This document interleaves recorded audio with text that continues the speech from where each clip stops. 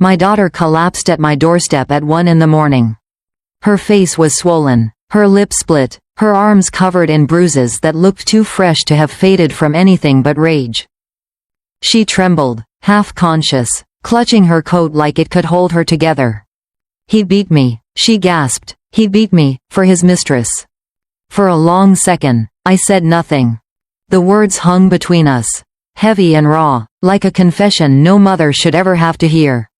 The night outside was silent, too silent. Even the cicadas that usually sang behind the fence seemed to stop. As if the whole world was listening. I didn't rush to hold her. Not because I didn't love her, but because I needed to keep myself from shattering. I had spent a lifetime as a police officer learning what silence could do. Silence steadied your hands. Silence let you see clearly through chaos. So I knelt beside her, examined the bruises one by one, and whispered, "You're safe now, he can't reach you here." But deep down, I knew safety was only temporary. The living room clock glowed 1:07 a.m. in soft blue light. The same clock I'd bought when my husband passed away, my first attempt at filling the quiet. Now, that quiet felt alive again, pressing against the walls as my daughter sobbed into her hands. I brought her a glass of water. Her fingers shook so hard she nearly spilled it. "Mom, he said it was my fault, that I made him angry." Her voice broke, and something inside me did too. I wanted to tell her that monsters like him didn't need reasons. But the part of me that had once sworn to protect the innocent knew words weren't enough. I'd spent 28 years wearing a uniform, chasing men who hurt women and thought they'd get away with it. I'd retired 5 years ago, traded my badge for gardening gloves, told myself I'd seen enough darkness for a lifetime.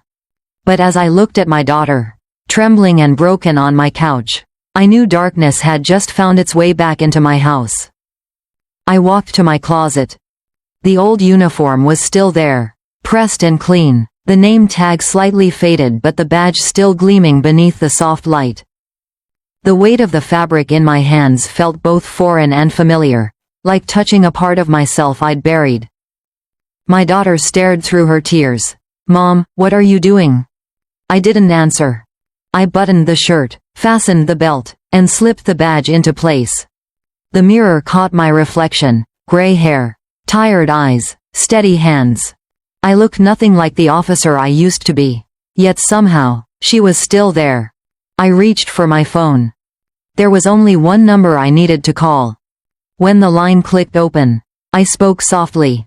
"The plan begins tonight." Then I hung up. Outside, the night was thick with fog. Streetlights blurred into pale halos along the empty road. I stood at the window, watching the faint silhouette of my daughter curled on the couch, her head resting against a pillow that once belonged to her father. This house had always been a sanctuary, a small, one-story home on the outskirts of town, with roses that bloomed in spring and a porch swing that creaked in the wind. It had seen birthdays, graduations, and quiet dinners for two. Now, it was about to see something else. Justice. I didn't plan on vengeance. That wasn't what my badge had ever stood for. But there are moments in life when justice and revenge start to look the same. And a mother's heart doesn't always know the difference. I brewed a pot of coffee. Not because I needed it, but because it gave my hands something to do. The smell filled the kitchen, strong, bitter, grounding. For years, I'd watched victims come into my precinct, women who swore they'd stay silent one more time.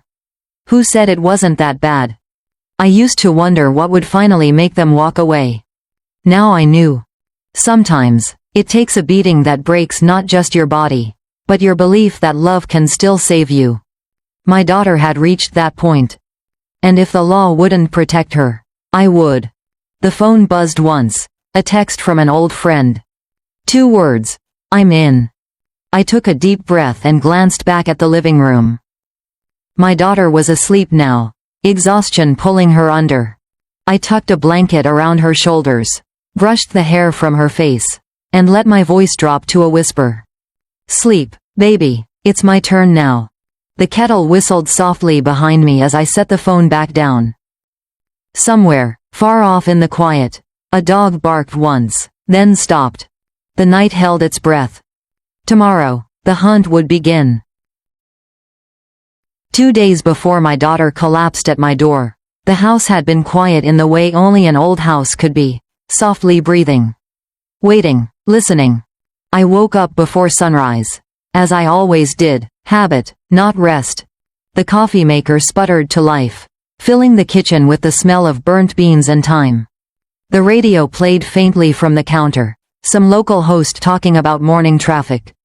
Storms coming from the west. Rain, I thought. Maybe that was why my knees ached more than usual. The roses outside needed trimming, but I left the shears on the table.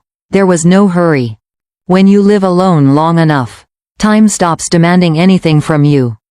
I sat at the kitchen table, staring at the empty chair across from me. That was his chair, my husband's.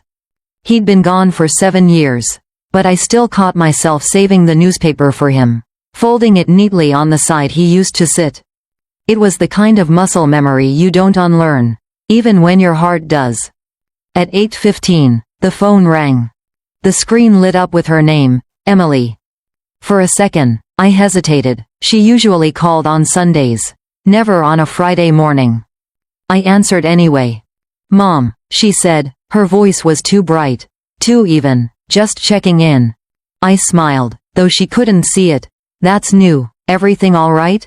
She laughed softly, but it cracked halfway through. "Yeah, just a busy week. Don't worry about me." And before I could ask anything else, she added, "Love you," and hung up. I stared at the screen long after it went dark. The hum of the refrigerator filled the silence again.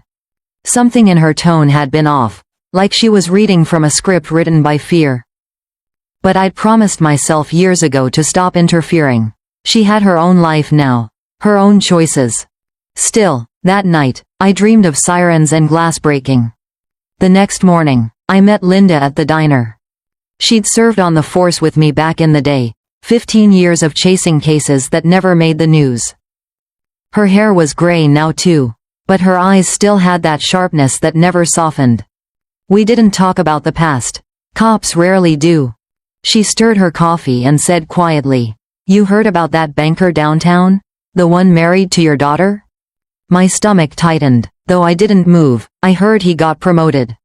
He also got a complaint filed against him last week. Employee said he grabbed her arm. Press isn't running it, money talks.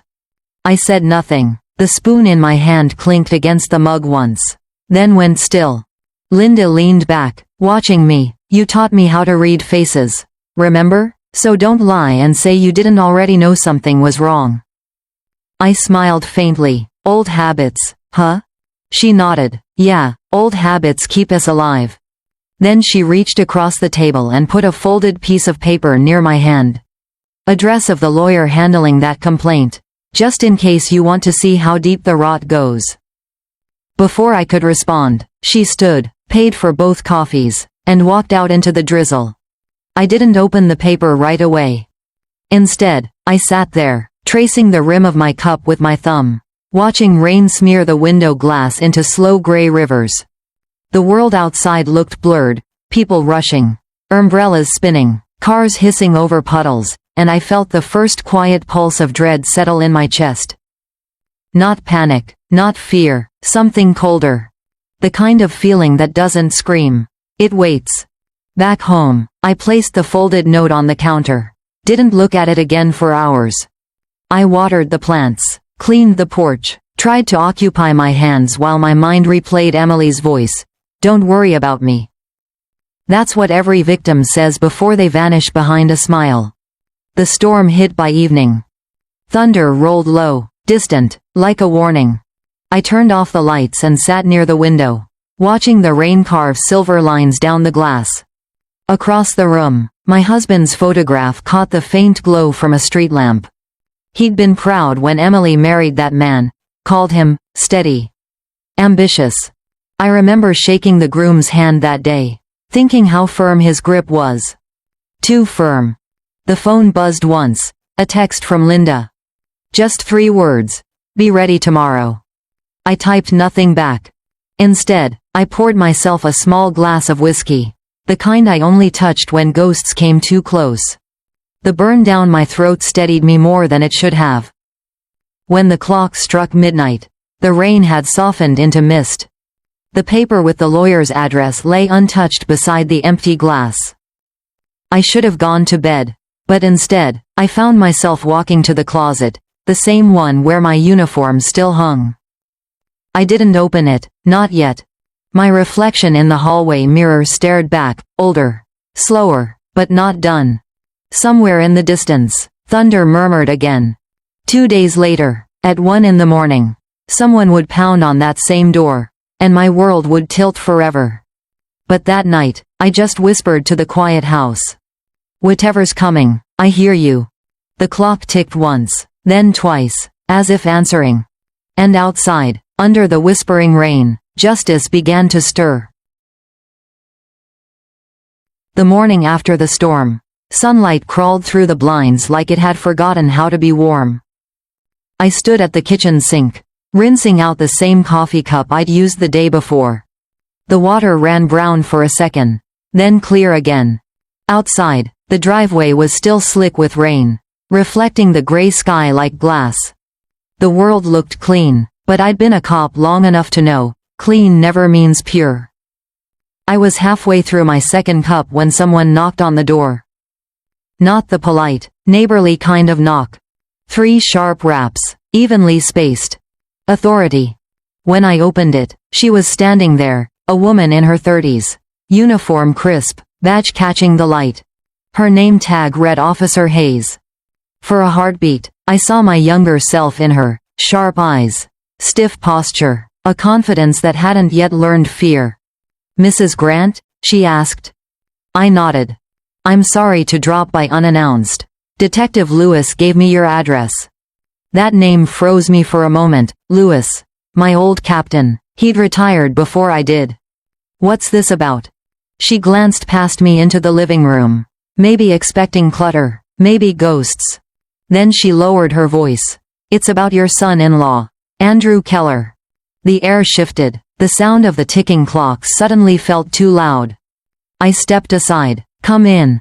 She set her hat on the coffee table and sat down like someone who hadn't quite decided if she was welcome. I poured her a cup of coffee without asking. Old habit. She took it with both hands. "Ma'am, I shouldn't be sharing this off record, but I thought you'd want to know." Her tone had softened from official to human, always a dangerous shift in our line of work. "There's an open investigation," she said, "allegations of assault, financial coercion. One of his employees came forward." I stayed quiet, letting the words stack between us like evidence. "He's got influence," she continued, "good lawyers, friends in the department. The victim's already recanted once." Her fingers drummed once against the mug. "I've seen this before. Cases that start loud, end buried." I looked at her carefully. "You're new enough to still think you can stop that." She smiled, a little sad. "Maybe, but people talk, Mrs. Grant. Some of the evidence doesn't add up. Transfers to private accounts, bruises that don't match the timeline." She hesitated, then added, "Someone mentioned your daughter's name." That last line landed like a bullet. I didn't flinch, but I felt something cold move behind my ribs. "She's not a suspect," Hayes said quickly, "but we think she's connected." I leaned back, letting silence do the work. When you've spent a lifetime interrogating people, you learn that silence is louder than shouting. After a while, she said softly, "You were on the force for almost 30 years, right?" 28, I corrected. She nodded. "Then you know what happens next. If Keller feels cornered, he'll look for someone to blame." I stared at the steam rising from my cup. "He already has." Hayes didn't ask what I meant. Maybe she didn't need to. Instead, she reached into her jacket and slid a small envelope across the table. Inside was a photo, grainy, taken from a security camera. Andrew, in a dark parking garage, his hand gripping a woman's arm too tightly. Not Emily, someone younger, terrified. I didn't say a word. I just studied his face, the calm arrogance, the way his jaw set like he owned the world. Monsters rarely look like monsters. That's what makes them so good at surviving. Hayes stood to leave. I shouldn't have brought this, she said, almost apologetic, but sometimes, the right person needs to see what the system won't show. At the door, she paused. If you hear from your daughter, tell her to be careful. He's losing control. When she was gone, the house went quiet again, except for the faint hum of the refrigerator and the distant drip of water in the sink. I sat there a long time, staring at that photo. Then I slipped it into the drawer beside my old badge. That afternoon, the clouds returned. The light outside turned dull, flat, like the world had lost interest. I walked through the house checking locks, a habit that had never quite left me. Every bolt, every latch, clicked into place. The sound was comforting, rhythmic, like punctuation marks in a confession. I picked up the phone twice, tried calling Emily, and stopped both times before the ring could finish. What would I say? Your husband is being investigated for beating women who remind him of you? No, she'd just tell me I was overreacting. She always did. Victims often defend their monsters until the bruises turn to scars. By sunset, the rain started again, thin and cold. I stood by the window watching the drops trail down the glass, thinking of every case I'd ever worked where someone said, "We never saw it coming." They always did, they just didn't want to believe it. I turned on the porch light. It flickered once before holding steady. That glow, faint and tired, spilled across the driveway where her car used to park. For the first time in months, I felt something dangerous stir in me, not fear, not sorrow. Resolve. I walked to my study and opened the drawer where I'd placed the photo. Beneath it was a leather-bound notebook, my old case log. Each page filled with names, dates, patterns. I flipped it open, wrote one new entry at the bottom. Subject: Andrew Keller. Status: pending investigation. Notes: personal interest, high risk, unstable. My handwriting looked steady, colder than I remembered. I closed the book, pressed my palm against the cover, and whispered, "Not this time." Outside, thunder rolled far away again, as if agreeing. Somewhere between the storm clouds and the silence, I knew a line had been crossed, one that no law could fix. The badge in the drawer gleamed faintly under the desk lamp. For the first time in years, I didn't look away. That night, I couldn't sleep. The photo Hayes left on my table kept bleeding through my thoughts. Grainy and gray, replaying behind my eyelids. The hum of the refrigerator was too loud, the tick of the clock too steady. The house was breathing again, and I could feel its pulse under my skin. I poured myself another cup of coffee, though I'd lost count hours ago. Outside, the streetlights flickered through the fog, stretching thin shadows across the kitchen floor. The kind of light that makes you remember things you've spent years trying to forget. I used to think memory faded like an old photograph, soft, painless. It doesn't. It waits. It hides behind every smell, every sound, every silence. And sometimes, like tonight, it forces you to watch what you ignored. It was 6 years ago, the night before Emily's wedding. The backyard was strung with fairy lights, laughter spilling from every corner. Her fiancé, Andrew, stood by the grill, talking too loud, smiling too wide. Everyone loved him then, charming, polished, the kind of man who knew which fork to use at dinner and how to make people believe he cared. I'd retired from the force 2 months earlier. The department gave me a plaque, a handshake, and a reminder that my pension wouldn't keep up with inflation. I remember looking at Andrew that night and thinking, at least my daughter will be taken care of. She deserved that, stability. I mistook composure for character. Halfway through the evening, I went inside to grab another bottle of wine. That's when I saw them, Emily and Andrew, in the hallway near the stairs. His hand gripped her wrist, just for a second, too tight. Her smile didn't break, but her eyes darted toward the door where I stood. When he noticed me, he let go, smoothed his collar, and said, "Just a little pre-wedding jitters. Right, honey?" Emily nodded quickly. I said nothing. I told myself it was nothing, stress, nerves, a misunderstanding. Because believing otherwise would have meant admitting that my daughter's future was already cracking. So I smiled through the toast, clinked glasses, and told her father's photo in my wallet, "She's in good hands." A year later, the calls started. Short, careful conversations. She'd talk about work, about how busy Andrew was, how tired she felt. When I asked if everything was all right, she'd say, "Of course, he's just under pressure." I'd heard that line from too many women sitting across interrogation tables, twisting their rings, hiding bruises under sleeves. But when it's your child saying it, you learn to doubt your own instincts. I remember Thanksgiving. She arrived late, wearing a scarf that didn't match her dress. I noticed the edge of a bruise along her jaw when she leaned down to hug me. I reached out, brushed her hair back, and she flinched before smiling. "Car door," she said too quickly. I nodded, even though I'd heard that excuse 100 times before. And still, I said nothing. Because mothers want to believe love makes people better. Because I was tired of fighting ghosts I couldn't arrest anymore. Because I wanted to be her mother, not her detective. After the photo Hayes showed me, all those moments came rushing back like floodwater breaking through the dam. Every quiet dinner where Emily looked smaller in her chair.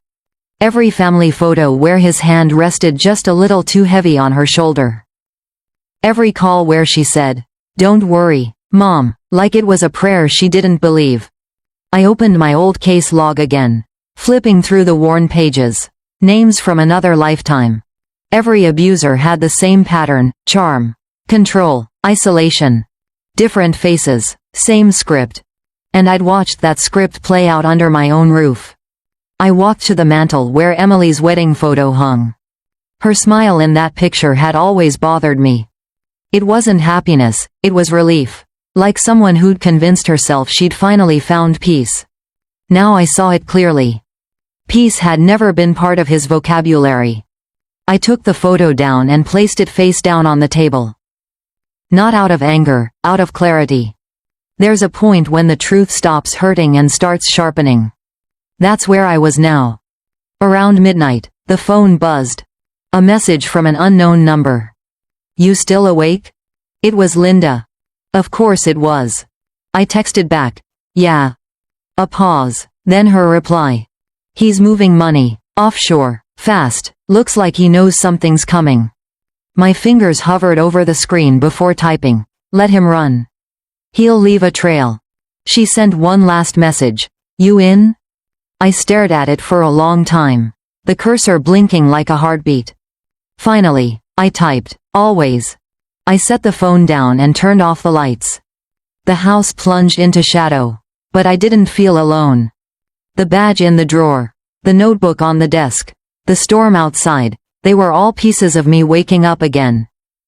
The part I'd buried under years of wanting to be normal. I thought about Emily, about how she once told me, "Mom, you always look like you're waiting for something." Maybe I was. Maybe I'd been waiting for this. Because justice doesn't always knock politely. Sometimes it collapses at your door, covered in bruises, whispering the truth you refused to see. The clock read 3:12 a.m. when I finally closed my eyes. The air smelled like rain again, thick and metallic. And before sleep took me, I whispered into the dark. I saw it coming, I just pretended not to. It was raining again. A slow, deliberate kind of rain that sounded like it was counting down to something. I'd been sitting in the living room, lights off, coffee long gone cold beside me. The house smelled of damp wood and old memories. I didn't know what I was waiting for, maybe another message from Linda. Maybe the next storm warning. But when the knock came, sharp and uneven, I knew. It wasn't the police. It wasn't a stranger. It was something worse. I opened the door and found her there, Emily. Barefoot, soaked, her coat torn at the shoulder, her face pale as the moonlight behind her. For a second, I thought I was dreaming again, the way I had for weeks. Then she stumbled forward, and I caught her before she hit the floor. Her body was trembling, cold and stiff under my hands. Her eyes were swollen, her lip split, the same bruise at the base of her neck I'd seen in that photo from Hayes. It wasn't an echo anymore, it was proof. "Mom," she whispered, voice barely a sound, he beat me. He beat me, for her." I felt her words like glass sliding under skin. I didn't ask who her was. Mistresses always have names, but names don't matter. What matters is what's been taken. For a long moment, I couldn't move. The part of me that was her mother wanted to cradle her. To tell her it was over. But the part of me that had worn a badge for 28 years knew better. It's never over until someone makes it so. I guided her inside, sat her on the couch. The same spot where, years ago, she'd watched Saturday cartoons with her father. She winced as she sat, every motion a confession her lips couldn't make. I fetched the first aid kit from under the sink, my hands steady, my heart not. "Where is he now?" I asked quietly. She shook her head. "At home, probably drunk," said I ruined his life. The words came out in pieces, each one shaking. "He said I made him do it, that I turned him into a monster." Her eyes filled again. "He said I made him angry." I'd heard that line before, from men with cuffs on their wrists. From women with fear in their eyes. And always, it was the same lie. I cleaned the blood from her cheek with a damp cloth. She winced but didn't pull away. "You should call the police," she whispered. I met her gaze. "I am the police." Her breath hitched. "You're retired." I shook my head slowly. "Not tonight." The rain hit harder against the windows, as if the world was listening. Emily leaned back, exhaustion pulling her under. When her breathing evened out, I walked to the hallway closet. The uniform was still there, pressed and waiting. The badge caught the dim light when I lifted it. I hadn't worn it since the day they handed me a pension and a plaque. But tonight, it felt less like nostalgia and more like armor.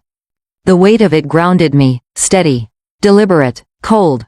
My phone vibrated on the counter. A text from Linda. "He's at the dockside, private suite, security cam shows he's not alone." I stared at the message until the screen dimmed. Across the room, Emily stirred in her sleep. A soft sound escaped her throat, a sob. Or maybe just a dream trying to claw its way out. I sat beside her, brushing the damp hair from her face. "Rest," I murmured, "you're safe now." But we both knew safety was temporary. I walked to the window. The street was empty, a thin mist curling around the lampposts. The kind of night no one would remember clearly. Perfect. I opened the old leather notebook on the kitchen counter. Under subject, Andrew Keller. I added 3 new lines. Update. Victim confirmed. Direct physical evidence visible. Witness. Emily Grant. Action. Pending. The pen felt heavy in my hand. Not from guilt. Guilt had burned out of me years ago. What filled the space now was focus. Cold, disciplined, familiar. I picked up the phone and dialed a number I hadn't used in years. One ring. Then another. A click. "Case Alpha," I said softly. The voice on the other end didn't ask who I was. "Understood," it replied. I hung up. I turned off the lights, letting the glow from the street lamps spill across the room. Shadows stretched long across the walls, like memories of the past trying to reach for me. I ignored them. In the dim light, I could see the outline of Emily's face, peaceful for the first time in months. She looked younger when she slept, almost like the little girl who used to leave sticky fingerprints on my badge. I brushed a hand over her hair and whispered, "He won't touch you again." The clock read 1:07 a.m. The same blue digits that would burn into my memory forever. I put on the uniform, button by button. The fabric still fit, tighter across the shoulders maybe, but it fit. I slid the badge onto the chest pocket and stared at my reflection. The woman in the mirror didn't look like someone's mother. She looked like a ghost who'd learned how to breathe again. Tired eyes, steady hands. A lifetime of restraint finally ready to move. I picked up my phone one last time. Dialed a different number this time. When the line clicked open, I whispered, "The plan begins tonight." Then I hung up. Outside, the storm had settled into a steady rhythm. Somewhere in the distance, thunder rolled low and long, like a warning, or a promise. The porch light flickered once before holding steady. I stood by the window for a while, watching the faint rise and fall of my daughter's chest. The house, once a sanctuary, had become a command post. Every shadow, every sound, felt like a memory turning into resolve. I poured the coffee I'd forgotten hours ago into the sink, the dark liquid swirling away like everything we'd lost. Then I reached for my keys. "Sleep, baby," I whispered again. She didn't stir. Her breathing stayed soft, even, safe. When I stepped outside, the cold hit me like an old friend. The rain had stopped, but the air still shimmered with it. I locked the door behind me and looked down the empty road. Somewhere out there, he was still awake, still breathing, still believing no one would stop him. He was wrong. The badge caught the light from a passing car, flashing gold for just a second before fading back to shadow. I smiled faintly, a muscle memory I hadn't used in years. Then I started walking toward my car, boots echoing softly against wet pavement. Behind me, the house stood silent, holding its breath. Tomorrow, everything would change again. But tonight, justice had finally found its way home. Morning came without sunlight. Just a gray smear across the horizon, as if the sky hadn't slept either. I sat at the kitchen table in full uniform, the badge catching what little light there was. The coffee in my mug was black and cold. I didn't drink it. My daughter was still asleep on the couch, wrapped in the same blanket I'd tucked around her last night. Her breathing was slow, safe. For now. The storm had passed, but the air still smelled of metal and rain, like the aftermath of something you couldn't wash away. I looked down at my hands. They weren't shaking. They hadn't shaken in years. That kind of stillness doesn't come from peace. It comes from purpose. I reached for my phone. One new message from Linda. "He's meeting someone at 10. Warehouse District. Bring your old eyes." I typed back, "Copy that." I changed out of the uniform and into jeans, a gray sweatshirt, and an old baseball cap. The badge went into my jacket pocket, out of sight but close enough to feel its weight. Before leaving, I scribbled a note and left it on the kitchen counter beside a fresh glass of water for Emily. "Don't open the door. Don't call him. I'll be back soon." I didn't sign it. She'd know it was me. The drive downtown took 20 minutes. The city was waking up, commuters, buses, the smell of fried eggs and exhaust. It all looked ordinary, like the world hadn't cracked open a few hours ago. That's the thing about mornings, they lie. I pulled into an alley behind an old auto repair shop, where Linda was waiting in her car, engine running low. She rolled down the window when she saw me. "You look like hell," she said, handing me a cup of coffee. "Been busy," I replied. Her gaze flicked to my pocket where the badge outline pressed faintly through the fabric. "Thought you retired. Guess I forgot how." She smiled, tight, knowing. "Warehouse on 7th, she said. "He's meeting someone from a shell company he's been funneling money through." I've got eyes on both exits. I took a sip of the coffee. Bitter, perfect. What's the plan? Watch, listen, record, and if he slips, catch it. The warehouse sat near the edge of the river, half swallowed by fog. From the outside, it looked abandoned, corrugated walls streaked with rust, a broken sign swinging in the wind. But the security cameras mounted under the eaves told another story. I followed Linda through the side gate and into a small control van she'd parked under an overpass. Inside, 2 monitors flickered in shades of gray. Camera feeds, angles, one on the entrance, one on the interior office. At 10:04 a.m., a black SUV rolled up to the gate. Andrew stepped out, phone pressed to his ear, expression calm, calculated. Even through the grainy feed, he looked like a man who'd convinced himself the world still belonged to him. A second car arrived moments later. A man in a suit climbed out, carrying a briefcase. The handshake between them was short. No smiles. Business, not friendship. Linda adjusted the volume. Their voices came through faintly, filtered through static. Move the rest by Friday. Andrew said. You sure no one's sniffing around? Andrew chuckled, a sound that made my jaw tighten. No one touches me, not in this city. I felt the weight of those words. The arrogance behind them. It wasn't just ego, it was certainty. The kind that comes from years of getting away with things. I'd met men like him before. I'd buried some of them too. Linda leaned back in her seat, arms crossed. He's clean, she murmured, no visible evidence yet. Give it time, I said, he'll hand it to us himself. And he did. At 10:32, he opened the briefcase and pulled out a stack of cash, neatly bound, glinting under the fluorescent light. The other man passed him a folder, contracts, receipts, the paper trail that would burn him alive. Linda hit record. I took a photo on my phone. Proof. Clean, unshakable proof.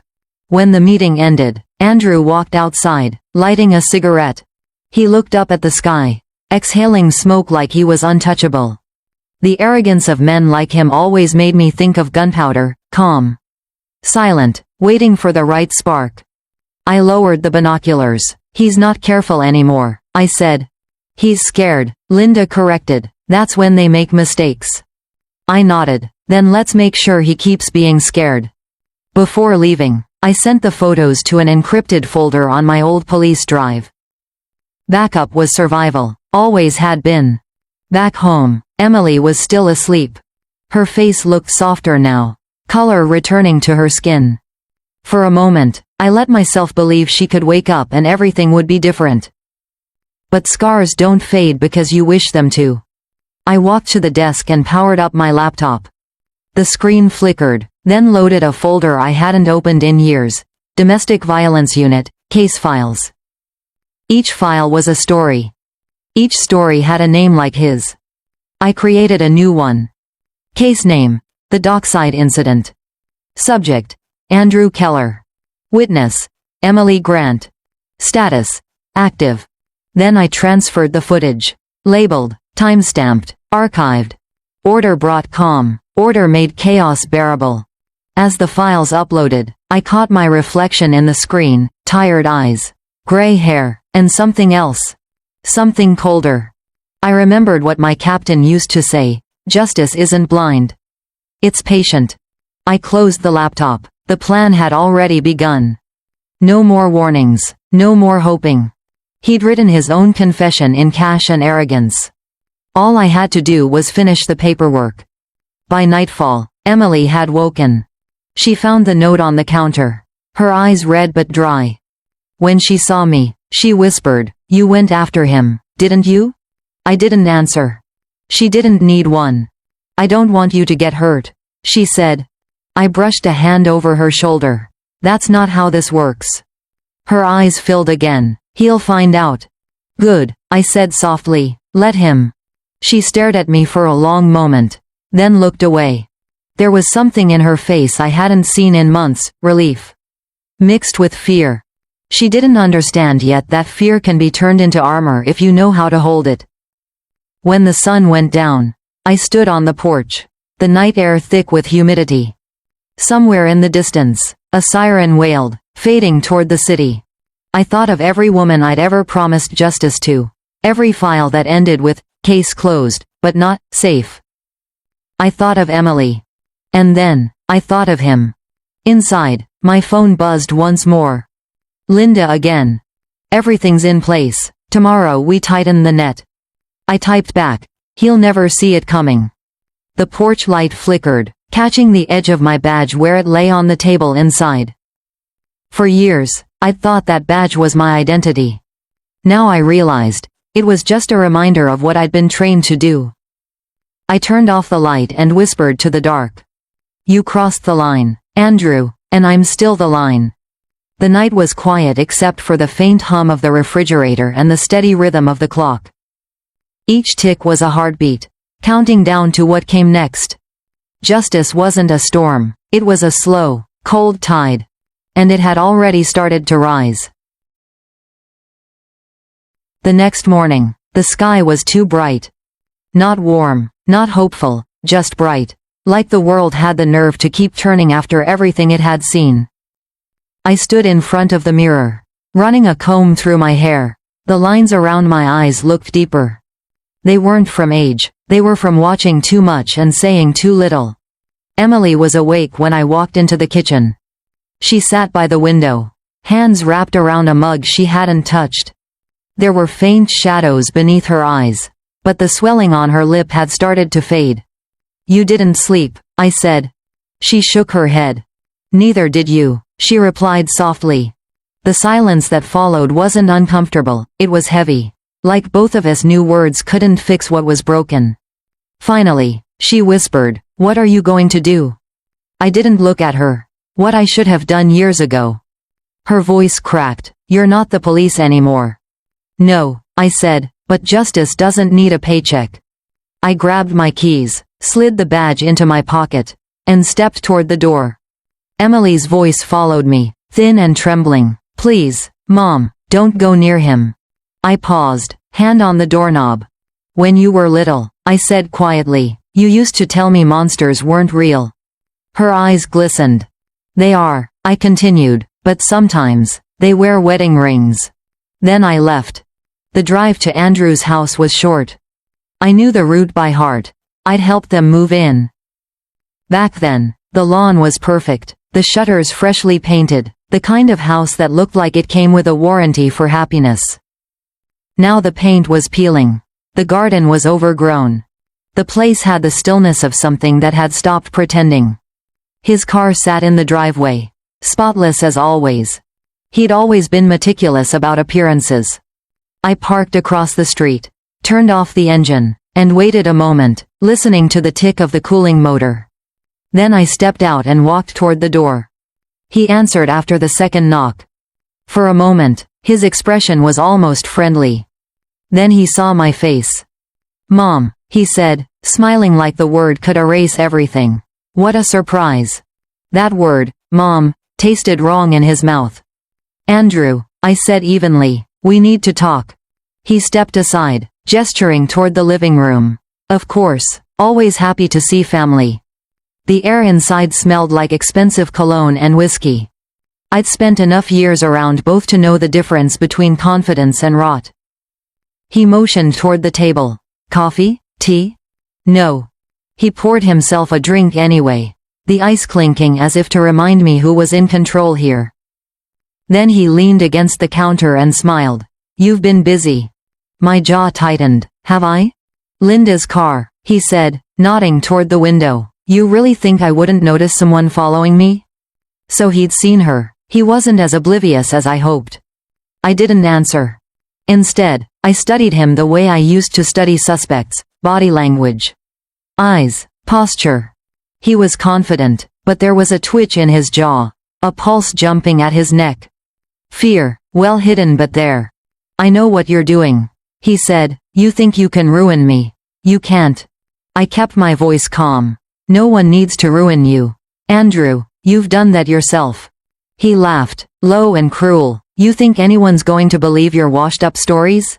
You're a retired cop. She's a hysterical woman. That's your case file." I let him talk. Men like him always do their own cross-examination. Then he leaned forward, his smile flattening. "You tell her to stay out of my business, or I'll finish what I started." The words landed like a knife, but I didn't flinch. Instead, I took a slow step closer. "You're right," I said softly. "I'm not a cop anymore. Which means I don't have to write reports or follow rules. I don't have to warn you or arrest you." I reached into my jacket pocket and pulled out the photo Officer Hayes had given me, the one from the garage. I placed it on the counter between us. He looked down, his face went still. "Nice picture," I said. "I've got more, and a recording from yesterday's meeting at the warehouse. I'm guessing the IRS would love that." His nostrils flared. "You think you're smart?" I shrugged. "No, just thorough." For the first time, his hand shook. He tried to hide it by finishing his drink, but the ice rattled against the glass. "You don't scare me," he said finally. I smiled faintly. "That's the thing about fear. You don't feel it until it's already too late. He took a step forward, closing the space between us. You think you're protecting her? You're just making it worse. She needs me. No, I said, she needed you to stop. He blinked, unsure how to respond. The silence between us stretched, heavy and electric. Then I leaned in, my voice barely above a whisper. Next time you lift a hand to her, Andrew, I won't call the police. I'll call a coroner. His expression cracked. For a second, I saw what Emily must have seen all those years, the anger, the fear, the desperate need for control. Then it vanished behind a smirk. You should leave before I decide to file a harassment complaint, he said. I didn't move. Instead, I pointed to the small camera clipped to my coat pocket. The red light blinked once. Already recording, I said, thanks for the confession. His jaw tightened, but he didn't speak. I turned and walked toward the door. The air outside felt colder, cleaner. I'd expected to feel relief. Instead, I felt something sharper, a calm that wasn't peace. As I opened my car door, I glanced back once. He stood at the window, watching me, a glass still in his hand. His smile was gone. Good. Driving home, the rain began again. The wipers beat a steady rhythm, each pass wiping away another layer of hesitation. The camera on my dash blinked, recording everything. Every lie, every truth, every breath of the man who thought he was untouchable. When I reached the end of my street, I saw the porch light still on. Emily was waiting by the window, her face pale but calm. I parked, killed the engine, and sat there for a moment, letting the silence settle. Justice didn't always roar. Sometimes, it just breathed quietly before it struck. Inside, she met me at the door. You saw him? Yes. Her voice shook. What did he say? Nothing worth remembering. She looked at me, searching for something. Mercy. Maybe. But mercy is for people who stop before the first bruise. He didn't. I placed my hand gently on her shoulder. It's over, I said. It wasn't, not yet. But she needed to believe it for one more night. I went to my desk, pulled the memory card from the pocket camera, and slid it into my laptop. The file loaded instantly, his voice, his threats, his arrogance, all captured in crisp sound. Proof. Clean, undeniable. As I saved the footage, thunder rolled faintly in the distance. The storm hadn't passed after all. It was circling back. I closed the laptop, looked out the window, and whispered to the dark. Tomorrow, you'll answer to someone who doesn't flinch. The next day began like any other, gray sky, the smell of rain still clinging to the earth, and a silence that felt too heavy to be peace.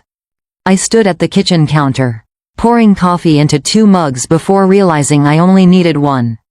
Old habits die slow. Emily was still asleep in the living room. She looked fragile, but at least the color had returned to her face. Her breathing was steady. I needed that sound. It reminded me that this time, I wasn't too late. I slipped the small flash drive from last night's recording into my pocket. It felt heavier than it should have. Not because of what it contained, but because of what it confirmed. The truth I had been avoiding for years was now carved into digital proof. He was guilty. He'd always been. And the law, the system I'd served for nearly 3 decades, might still fail to stop him.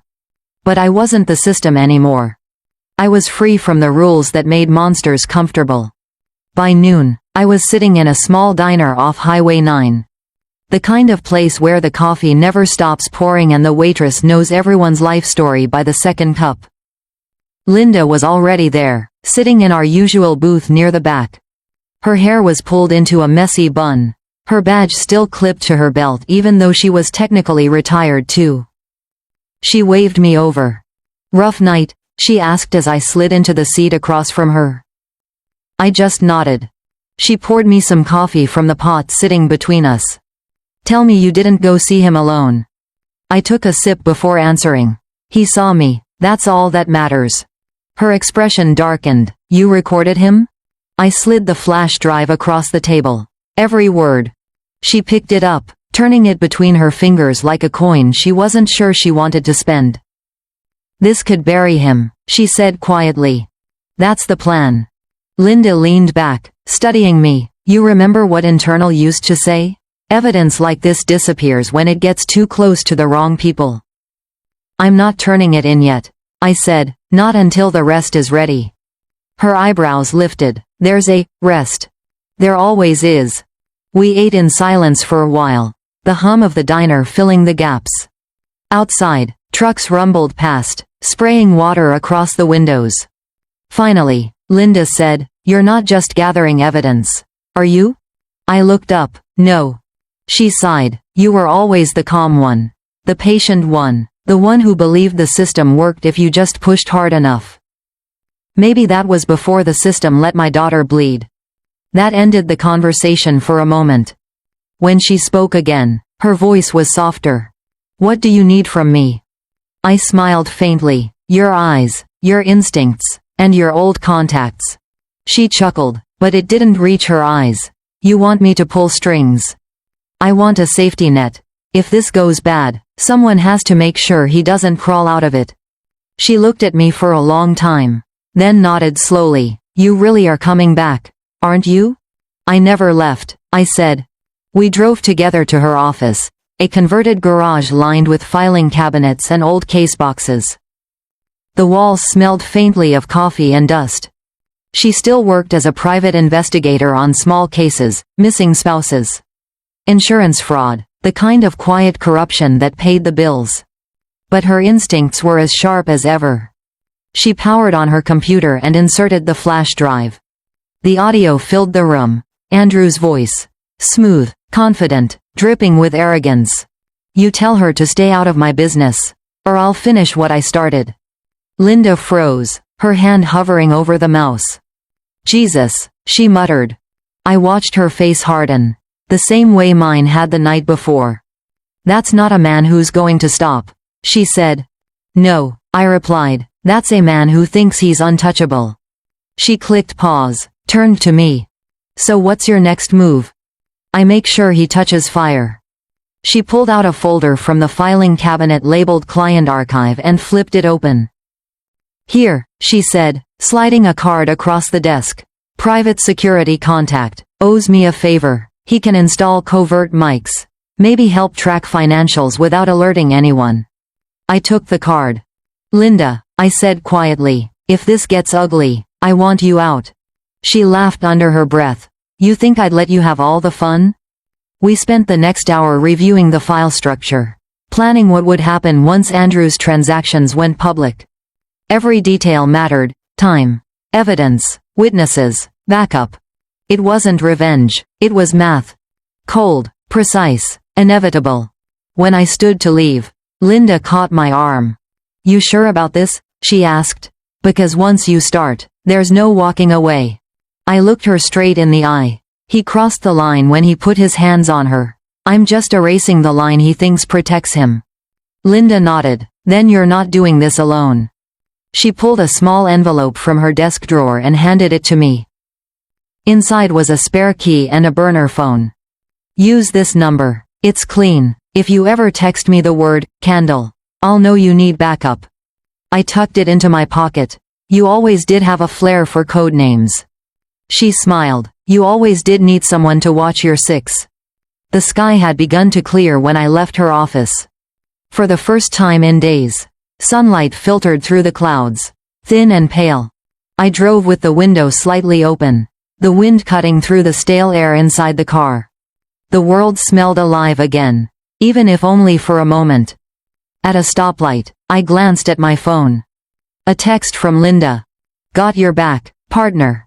I smiled faintly. The word partner hit something deep in me, something I'd buried when I turned in my badge. For a moment, I didn't feel like a mother drowning in guilt. I felt like who I used to be, a woman who made monsters answer for what they'd done. When I got home, Emily was sitting on the porch, wrapped in a blanket. She looked small, but her eyes were clearer now. She smiled when she saw me, the kind of fragile smile that people wear when they're learning how to hope again. "Where were you?" she asked. "Talking to a friend." About him? I nodded. She hesitated, then said, "You're not planning something stupid, are you?" I sat beside her. "No, honey, just something overdue." She looked at the street. Her voice barely a whisper. "He used to bring me flowers after every fight." I said nothing. "I kept every bouquet," she continued, "until I realized they weren't apologies, they were trophies." The air went still between us. Sometimes, silence is the only way to honor the truth. I reached over and took her hand. "You don't have to face him again." Her eyes glistened. "Then who will?" "I will," I said simply. That night, as she slept, I opened my laptop. A new message blinked from Linda. "Package delivered. He'll bite soon." Attached was a single image, a screenshot of an email sent anonymously to Andrew's work account. The subject line read, "Inquiry from the IRS." I leaned back in my chair, exhaling slowly. The net was tightening. Every lie he told was about to choke him in his own words. I closed the computer, stood, and looked out the window. The moon was high, casting pale light across the porch. Somewhere in the distance, I heard the faint hum of the city, alive with secrets. For the first time in weeks, I felt calm, not peaceful, not forgiving, just certain. The kind of certainty that only comes when justice has finally started moving. I turned off the lamp and whispered into the dark. "Sleep, Emily. Tomorrow, he learns what it means to be afraid." By morning, the air had shifted. The world felt too still, like the city was holding its breath. Even the birds outside were quiet. That kind of silence always meant something was about to break. I brewed coffee but never drank it. The smell filled the kitchen anyway, burnt, bitter, grounding. Emily was awake, sitting by the window again, staring out at the road that led nowhere good. She hadn't asked where I went yesterday, and I hadn't offered. Some truths don't need to be said aloud to be shared. Her hands trembled slightly as she stirred sugar into her cup. "He called last night," she said softly. I looked up from my phone. "Did you answer?" She shook her head. "He left a message, said he wanted to talk, said he was sorry." Her eyes flicked up to meet mine. "He's never sorry." "No," I said, "he's scared." She swallowed, her throat tightening. "You did something, didn't you?" I didn't reply. Her gaze searched mine, then softened. "Whatever you're doing, Mom, don't let it destroy you too." I reached over and placed my hand over hers. "Sweetheart, I've already been destroyed. I'm just using what's left." By noon, I was downtown again. The warehouse district looked different in daylight, less haunting, more hollow. The kind of place where bad deals die quietly. Linda was waiting in the van. Same spot as before. She had a coffee in one hand and a camera feed on the monitor in front of her. "You're early," she said. "So is Justice," I replied. She smirked but didn't argue. On the screen, Andrew's office came into view, marble floors, glass walls, the kind of sterile perfection that hides filth underneath.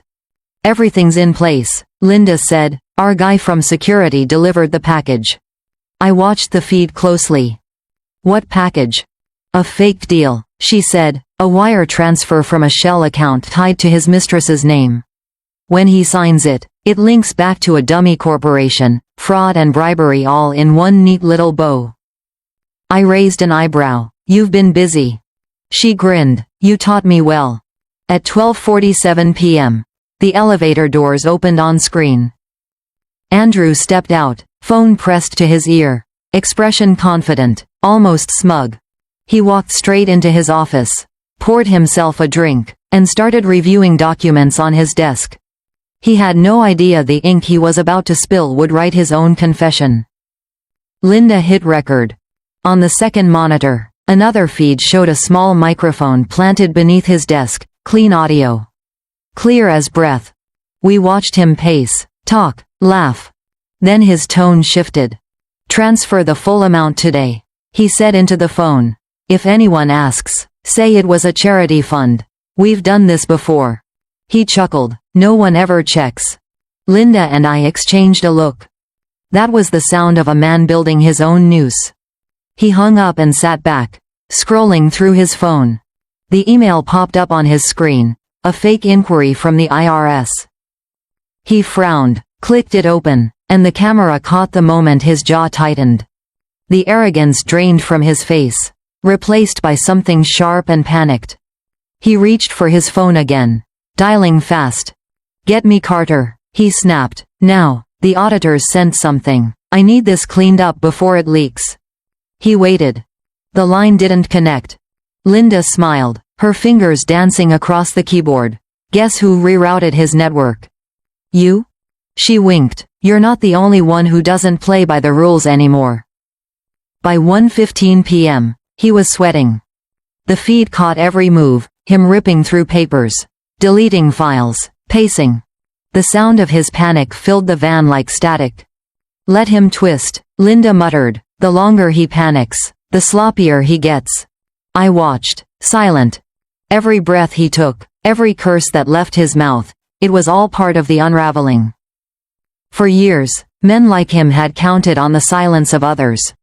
Now, the silence was working against him. Finally, he called someone else. The voice on the other end came through faintly.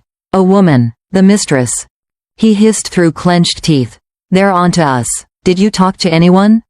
She stammered, denied, pleaded. He cut her off. "You said this was clean. You said no one would find out." The rage cracked his composure. "That was what we needed." Linda saved the audio file. "Got him," she said. I nodded, eyes still fixed on the screen. "He's going to run." "That's what we want," she replied. "We'll be waiting where he lands." By evening, I was home again. The rain had started up, soft at first, then harder, drumming against the windows. Emily sat on the couch, staring at the muted television. The screen showed a local news report about financial misconduct at a downtown bank, his bank. She looked at me as I entered. "They're investigating him," she said, voice shaking. I nodded. "Good. You did this?" "Yes." She covered her mouth with her hands. Not out of fear, but disbelief. "Mom, if they find out what you did." "They won't." "And if they do?" I met her eyes. "Then I'll deal with it. Like I've dealt with everything else." She stared at me for a long time before whispering, "You're not doing this for justice anymore." I smiled faintly. "Maybe not. Maybe it's for peace." Later that night, Linda called. "Package delivered," she said. "He's cornered. It's only a matter of time before the warrants roll in." I exhaled slowly. Let him run a little longer.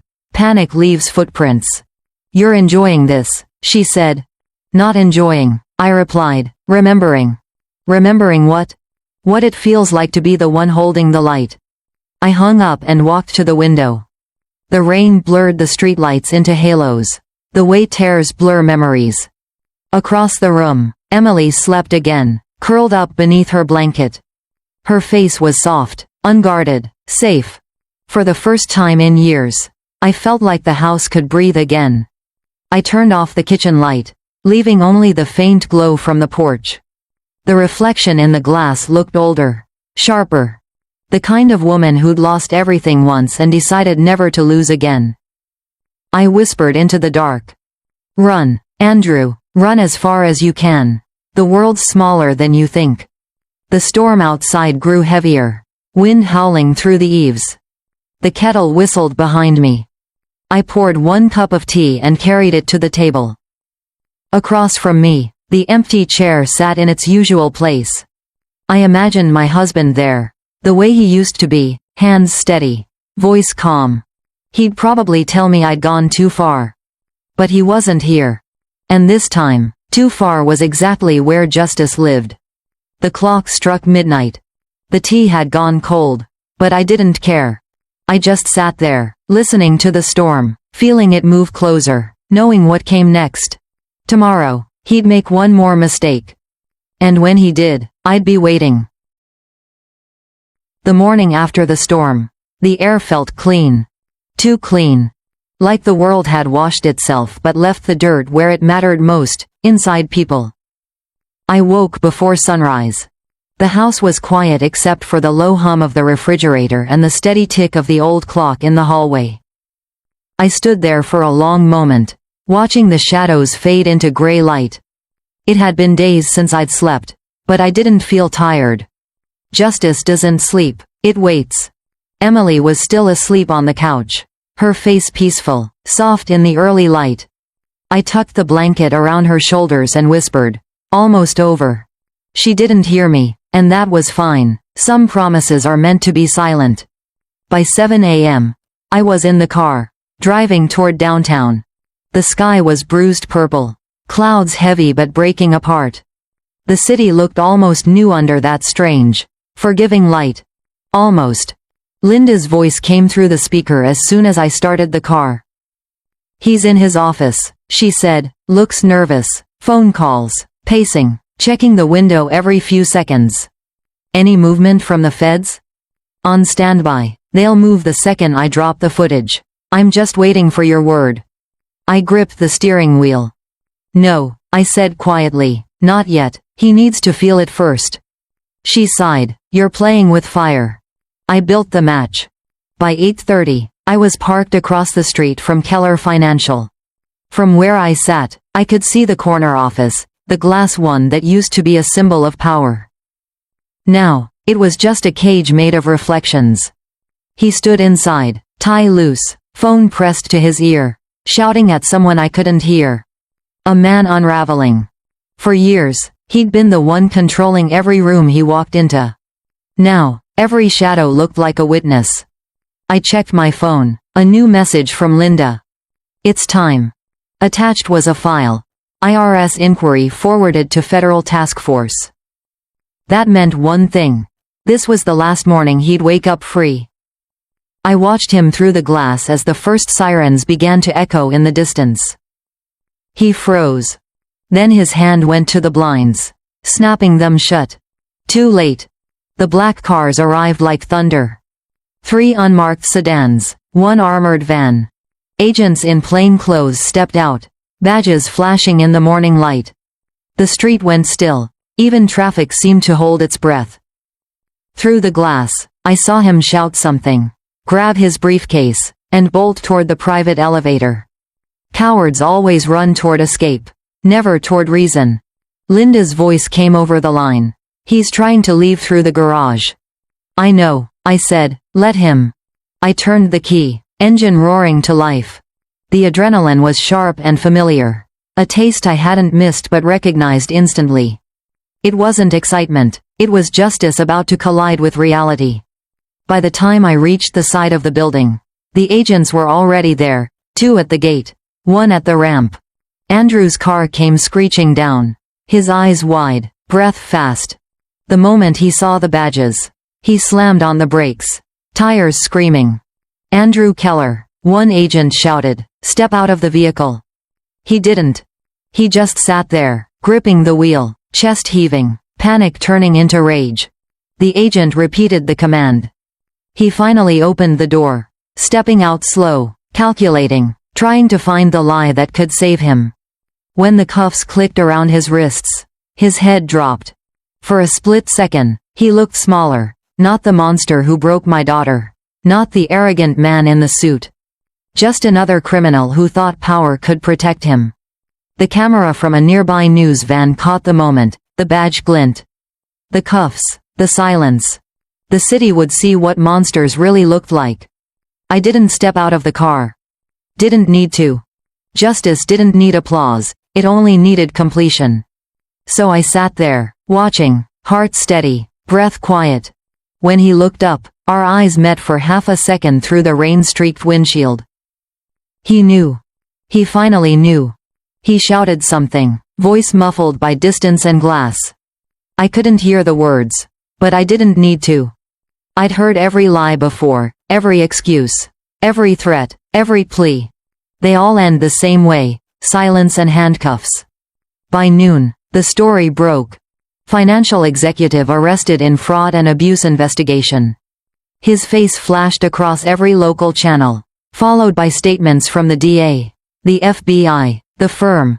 Words like integrity, betrayal, justice. The kind of vocabulary people dust off when they realize how easily evil hides in plain sight. Linda called. "It's done," she said. I closed my eyes. "No, it's starting." "What do you mean?" "He'll try to make me pay for it, even from behind bars." Linda was quiet for a moment. Then she said, "Let him try." When I got home, Emily was watching the same news report. Her face was pale, her hands pressed together like she was praying. When she saw me, her lips parted, but no sound came out. Finally, she whispered, "You did this." I sat beside her, not denying it. She looked back at the screen, tears in her eyes. "Mom, they're saying he might serve 20 years. "Good," I said, "he'll have plenty of time to remember." She turned toward me, voice trembling. "You're not happy." I shook my head. "Justice doesn't make you happy. It makes you quiet." She reached for my hand. "I thought you wanted him punished." "I wanted him stopped," I said. "Punishment's just paperwork." For a long moment, we sat there in silence, the flicker of the TV painting shadows across the room. Then Emily whispered, "I'm scared." "Of what?" "Of what comes next." I looked at her, really looked at her. The daughter I almost lost to a man who mistook love for control. "You heal," I said softly. "That's what comes next." That night, the house was still again. But it was a different kind of still, not haunted, not broken. Just tired. I stood in the kitchen, washing the same mug I'd used every morning of the storm. The water ran clear this time. Through the window, I could see the reflection of my badge on the counter, faint. Almost invisible. For years, I'd worn it as proof that I was fighting for good. But tonight, I realized it wasn't the badge that made me who I was.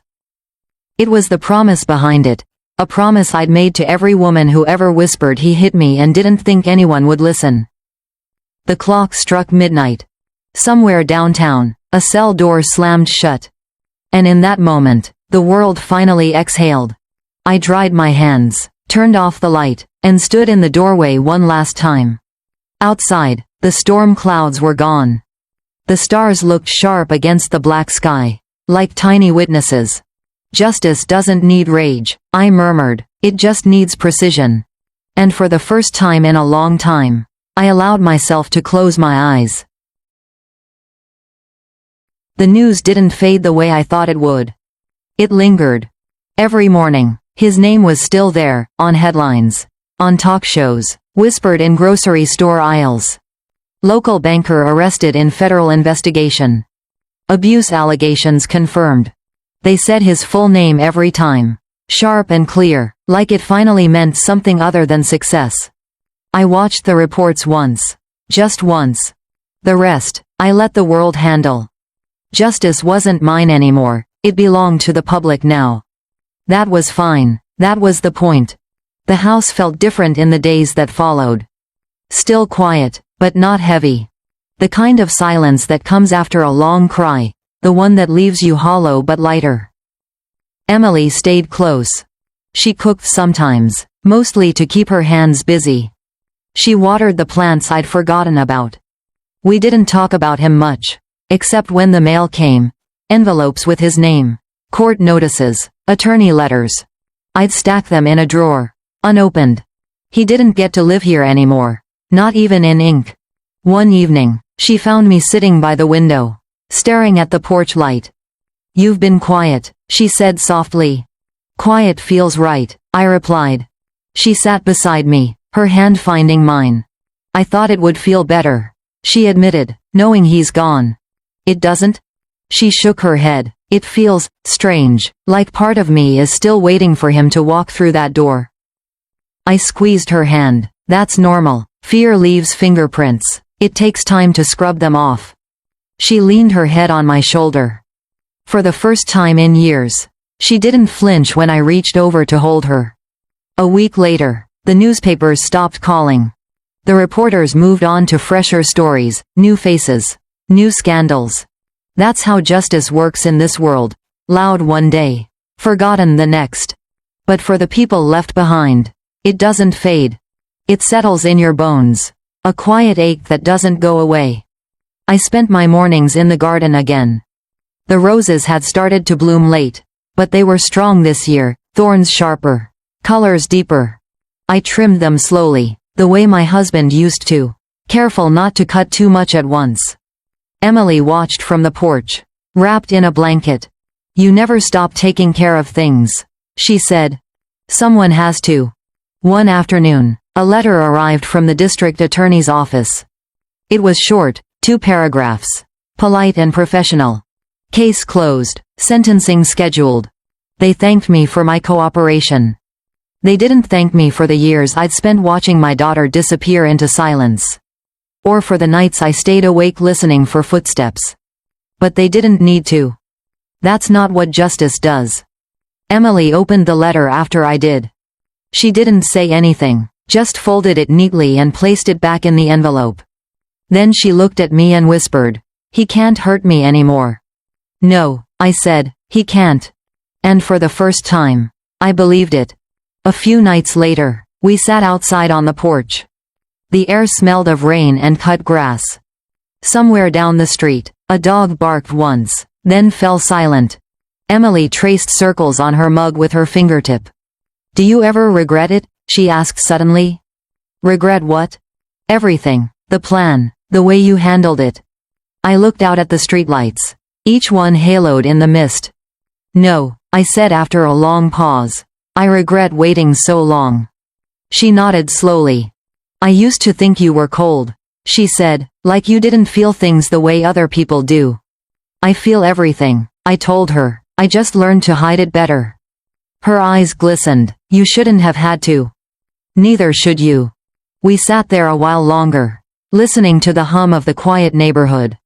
When she finally spoke again, her voice was softer. "Thank you." "For what?" "For being the kind of mother who didn't give up."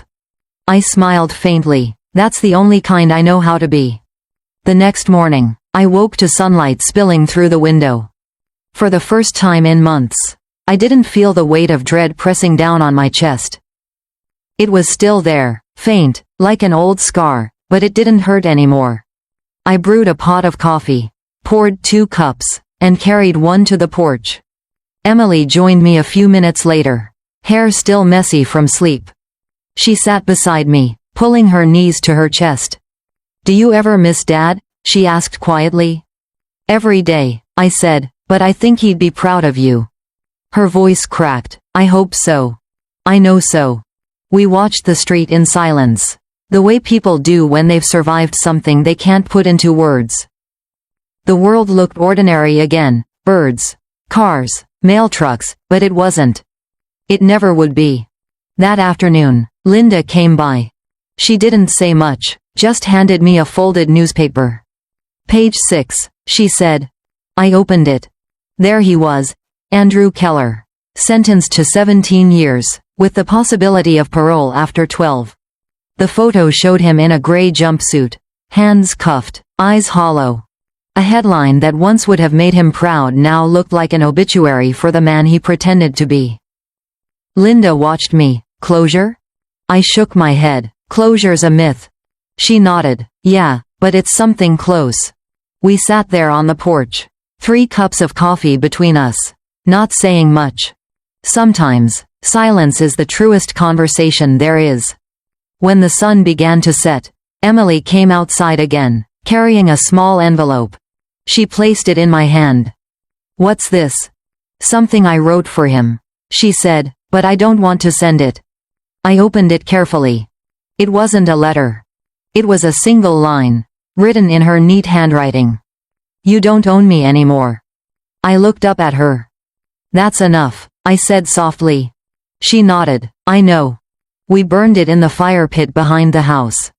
The paper curled into ash, the flames soft and orange. When it was done, she whispered, "Goodbye." And I think she meant it. That night, before bed, I walked through the house one last time. The photos on the wall felt different now, not haunted, just history. When I reached the mantel, I stopped in front of my uniform. It still hung in its case, clean and pressed. I traced the badge with my fingertips. "Justice doesn't need rage," I murmured. "It needs patience." And women like us. The house was quiet again. But this time, the quiet didn't feel like waiting. It felt like rest. It rained again the following week. Not a violent storm like before, just a soft drizzle. The kind that blurs the world into something almost gentle. The kind of rain that feels more like cleansing than punishment. I stood by the window, watching the drops slide down the glass in crooked trails. Outside, the garden was quiet, the roses glistened, bent under the weight of the rain but refusing to break. Funny, I thought, they looked stronger wet than they ever did in sunlight. Behind me, the house was still. No more phone calls, no reporters, no fear. Just air, light, and the faint scent of coffee lingering from the morning. I turned and looked toward the uniform hanging by the mantel. For years, it had been a reminder of who I was, an officer. A protector, a fighter. But now, it looked like something else. A chapter that had done its job. I took it down carefully, the way you handle something sacred. The fabric was still stiff, the color still deep navy, but it felt lighter in my hands. I folded it slowly, pressing each crease flat. When I placed it back into the cedar chest by the window, it felt final. Not like burying something, but like returning it to peace. Emily came in a few minutes later. She had a grocery bag in one hand and that small, familiar smile that didn't quite reach her eyes yet. But it was getting closer. "You're putting it away?" she asked, glancing at the chest. "Yes. Forever?" I nodded. "It's time." She looked at me for a moment, then said softly, "You know, I think he would have been proud." "Who?" "Dad," she said. I smiled faintly. Maybe, he always liked clean endings. She set the bag on the counter, unpacking bread, milk, and a bouquet of daisies. "They were on sale," she said, as if that mattered. I took the flowers, found an old glass jar, and filled it with water. We placed them in the center of the table, right beside the scar on the wood where my husband once set down a hot pan and laughed about it for days. Life leaves its marks, so does love. That evening, the two of us ate dinner together for the first time in a long while. Nothing fancy, just soup and bread. But the air felt different. Warmer, quieter, whole. The news on the television droned softly in the background, politics. Weather, another scandal in another city. No one said his name anymore. The world had moved on. Emily looked up from her bowl. "Do you think he ever thinks about us?" I didn't hesitate. "Every day, that's what guilt does. It doesn't disappear, it lingers." She stared at the table. "Good." I reached across and touched her hand. "You don't need to carry him anymore." Her eyes filled, but she smiled. "I know." And when she said it, I believed her. After dinner, she went to her room. I stayed behind, cleaning up the dishes, the same rhythm I'd done for decades. The house hummed with a soft kind of life. The good kind, the kind you don't notice until it's been gone too long. When I finished, I poured myself a cup of tea and stepped outside to the porch. The night air was cool and smelled faintly of rain and lilacs. Across the street, the neighbors' lights were out, and the whole neighborhood felt like it was sleeping. Except me. I sat in the rocking chair, the same one my husband built the year Emily was born. The wood creaked softly beneath me, the sound blending with the crickets and the distant hum of the highway. Somewhere downtown, in a concrete cell, a man who once called himself my son-in-law was counting the days. And here, under the same moonlight, my daughter was finally sleeping without fear. Justice doesn't always roar. Sometimes, it whispers. And tonight, it was whispering that we had survived. I thought of all the women I'd met through the years, those who'd come into the station with bruises hidden under makeup. Voices small as paper. They all said the same thing: he promised he'd change. I used to nod, take their statements, and hope the system worked. But hope doesn't protect anyone. Truth does. And sometimes, truth wears a badge. Sometimes, it just wears a mother's face. I closed my eyes and let the memories pass like shadows. The knock at 1 a.m. The blood on my daughter's lip. The trembling voice that said, "He beat me for his mistress." And the moment I picked up the phone and whispered, "The plan begins tonight," I had kept that promise. Not because I was brave, but because she was still alive to make it matter. When I opened my eyes, dawn was breaking, soft, pink light spilling over the roofs. I could hear birds again. It had been months since they sang this close. I went back inside, set my empty cup on the table, and reached for my notebook. The same one I'd used to track cases all those years ago. I flipped to the last page. Underneath Case Alpha, Keller, Andrew, I wrote 2 new words. Status, closed. For a moment, I just stared at it. Then I closed the book, placed it in the drawer, and locked it. Some endings don't need noise. By mid-morning, Emily woke up and joined me on the porch. She had her coffee, I had mine. The sun was higher now, warming the dew off the grass. She took a deep breath. "It feels different today." "It is," I said. "What do we do now?" I looked at her and smiled. "We live." She laughed softly, and the sound filled the space between us like light. No fear, no ghosts, just 2 women sitting quietly in the aftermath of survival. A car passed by, slow, the driver nodding politely. Normalcy. I hadn't realized how beautiful it was until I lost it. I looked at the sky and whispered, mostly to myself, I didn't want revenge, I wanted peace. And for the first time in years, I felt it, steady, real, earned. When the mail came that afternoon, there was a small envelope addressed to me.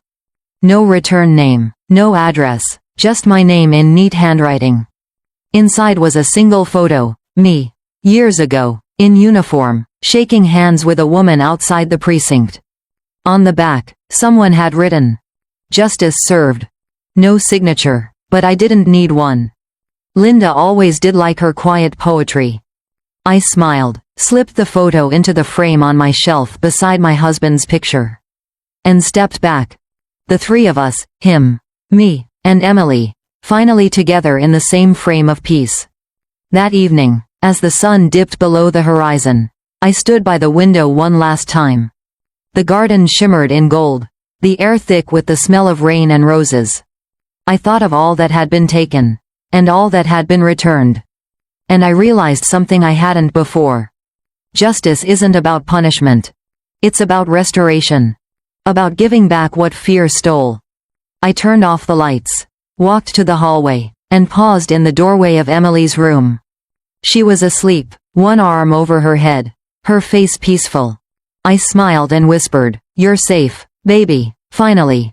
Then I went to my own room, set the alarm for morning, and lay down. The bed felt softer than I remembered. The quiet didn't hurt anymore.